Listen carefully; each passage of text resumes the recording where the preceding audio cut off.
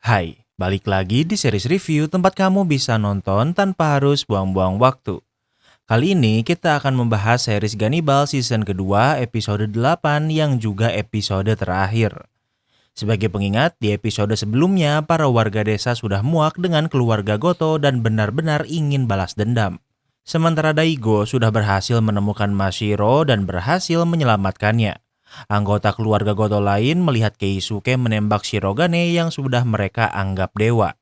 Namun walau ditembak di kepalanya, Shirogane masih hidup. Apa yang akan terjadi di akhir season ini? Tanpa berlama-lama, mari kita bahas. Di awal episode ini, kita akan berada di hutan di malam Nenek Gin meninggal. Ternyata Nenek Gin tidak mati karena dimakan beruang. Warga desa sudah muak dengan kejahatan rezim keluarga Goto yang dipimpin Nenek Gin. Ternyata semua warga desa yang membunuh Nenek Gin selama ini dan merahasiakannya. Mereka bergiliran menusuk Nenek Gin. Warga desa yang tidak ada di sini adalah Sabu dan Jin karena mereka terlalu dekat dengan keluarga Goto. Begitupun dengan keluarga kuil seperti Kamiyama dan Masamune juga tidak ada di sini. Karakter bernama yang ada di sini adalah Nishinoya dan Takeru. Sebelum meninggalkan Nenek Gin, mereka sudah memancing beruang agar kematian Nenek Gin terlihat seolah dimakan beruang. Saat sendirian, ternyata Nenek Gin masih belum meninggal.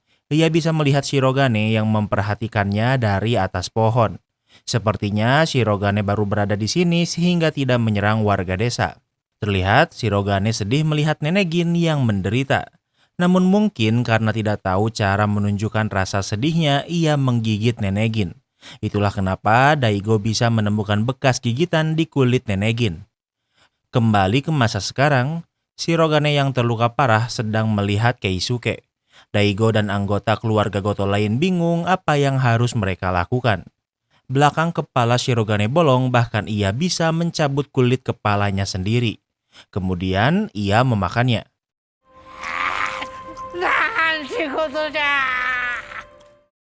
Masamune senang melihat Shirogane yang sudah ia anggap anaknya sendiri. Masamune pikir kalau Shirogane berhasil menjadi jelmaan dewa.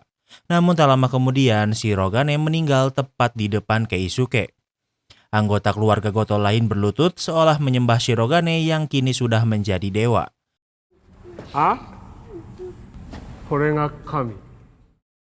Namun Iwao menolak mengakuinya. Ia pikir Shirogane hanyalah orang tua yang sedikit kuat. Ingat, Iwao juga sama kuatnya seperti Shirogane. Ia bisa dengan mudah memecahkan kepala Shirogane kemudian juga memakan kulit kepalanya. Masamune pikir kalau Iwao memiliki kemiripan dengan Kashihabe dan karena itulah ia sangat kuat. Iwao memaksa orang lain untuk juga memakan Shirogane.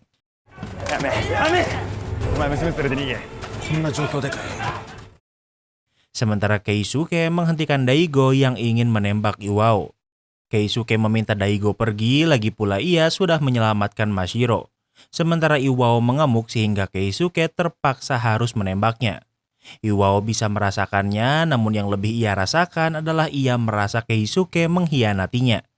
Seumur hidupnya, Iwao diberi tugas Nenek Gin untuk melindungi Keisuke. Rasa kecewa ini membuat Iwao kehilangan kesadarannya. Matanya berubah menjadi putih seperti mata Shirogane.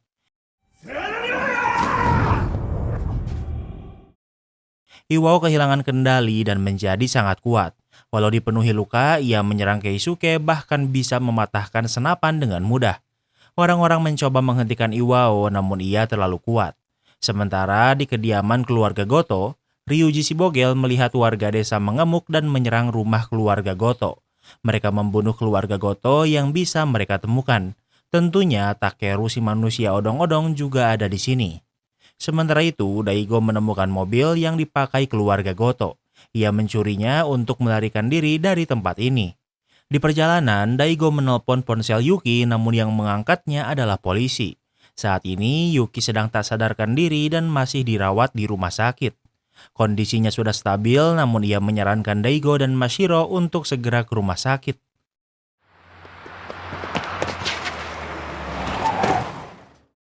Namun tiba-tiba ada ibu-ibu di tengah jalan sehingga Daigo berhenti. Wanita ini adalah warga desa yang merupakan ibu dari teman Mashiro. Ia memberitahu kalau kebencian warga desa pada keluarga Goto sudah memuncak. Mereka semua pergi ke rumah keluarga Goto dengan membawa senjata dan juga bensin. Ia sangat khawatir karena anaknya yang bernama Tomoki diam-diam mengikuti ayahnya pergi ke rumah keluarga Goto. Ia memohon Daigo untuk menyelamatkan anaknya, namun di saat yang sama ia juga ingin secepatnya ke rumah sakit. Tak lama kemudian mereka bisa melihat api dari arah rumah keluarga Goto. Mashiro keluar dari mobil dan Daigo bertanya apa yang harus mereka lakukan. Mashiro khawatir pada teman dan juga ibunya. Daigo meminta wanita ini untuk membawa Mashiro pada polisi sementara ia akan pergi ke rumah keluarga Goto. Terlihat kalau Tomoki teman Mashiro memang berada di rumah keluarga Goto yang sudah terbakar hebat. Banyak orang yang sengaja dijebak di dalam rumah dan dibiarkan mati terbakar. Orang yang mencoba keluar rumah akan ditembak. Takeru si odong-odong juga tak berhenti menembak bahkan menembak anak-anak.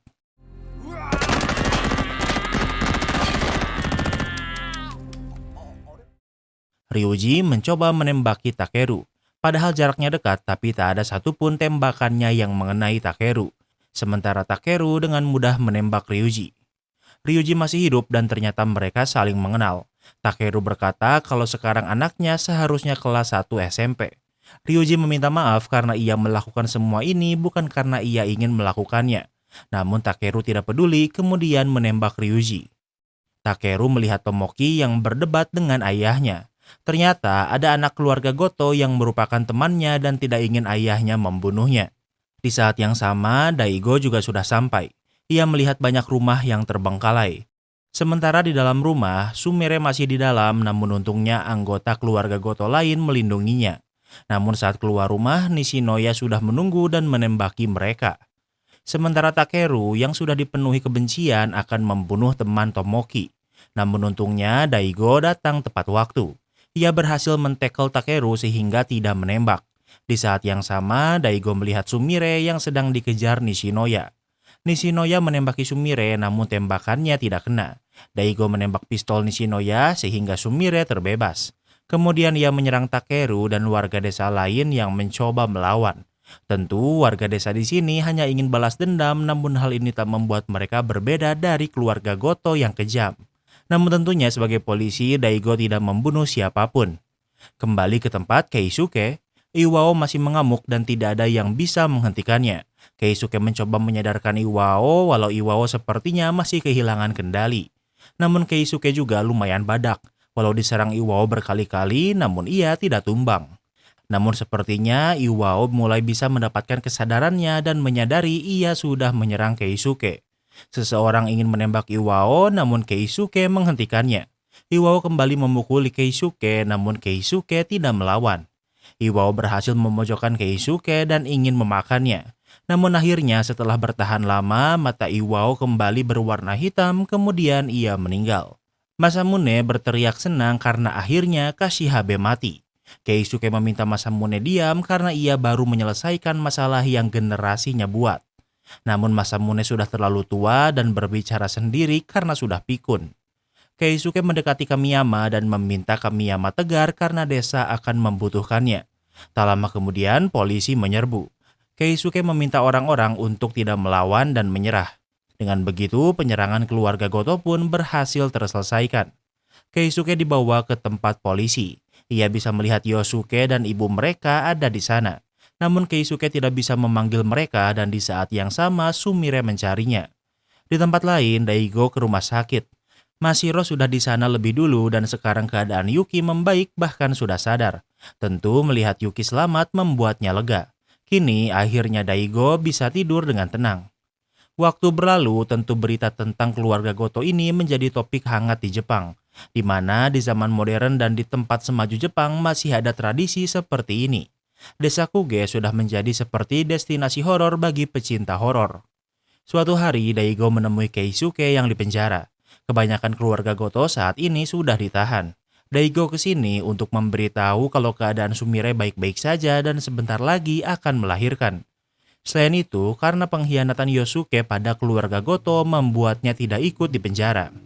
Keisuke pikir ia pantas dipenjara karena sebagai kepala keluarga ia harus menanggung semua dosa yang keluarganya lakukan. Daigo berkata jika suatu saat Keisuke keluar penjara, temui anaknya tanpa rasa malu. Sementara itu di desa Kuge, seorang pria datang ke kantor polisi dan bertemu dengan Kanako yang sedang bersih-bersih dengan anaknya. Kanako pikir pria ini kesini untuk menghina warga desa. Namun ternyata pria ini adalah polisi baru yang akan ditugaskan di sini. Kanako mengajak polisi ini untuk melihat-lihat desa ini yang sekarang sangat sepi. Terlihat banyak coretan karena banyak orang luar desa yang menghakimi mereka tanpa tahu apa yang warga desa alami selama ini. Selain itu, Daigo dan keluarganya sudah pindah ke desa Kuge secara permanen. Dan dengan begitu, series Ganibal pun berakhir. Kini kita masuk ke sesi rating. Secara overall, Mimin suka dengan season kedua ini karena selain tamat, banyak flashback yang menjelaskan masa lalu Nenek Gin dan desa. Tapi buat Mimin, endingnya anti klimaks dan gak bener-bener bikin Mimin takjub. Karakter Nenek Gin ini sangat penting tapi kurang begitu berdampak setelah meninggal. Mimin pengennya Nenek Gin ini awalnya baik, terus terlihat jahat tapi sebenarnya masih baik. Jadi seolah kematian Nenek Gin juga bagian dari rencana Nenek Gin untuk menjatuhkan keluarga Goto gitu. Tapi sampai akhir Nenek Gin jadi orang jahat. Mimin sangat enjoy di season kedua ini, jadi untuk Ganibal season kedua, Mimin kasih rating 9/10. Apa kalian setuju dengan rating Mimin? Jangan lupa like video ini kalau kamu suka dengan video ini dan jangan lupa juga cek video kita lainnya. Terima kasih sudah menonton dan sampai bertemu lagi di series berikutnya.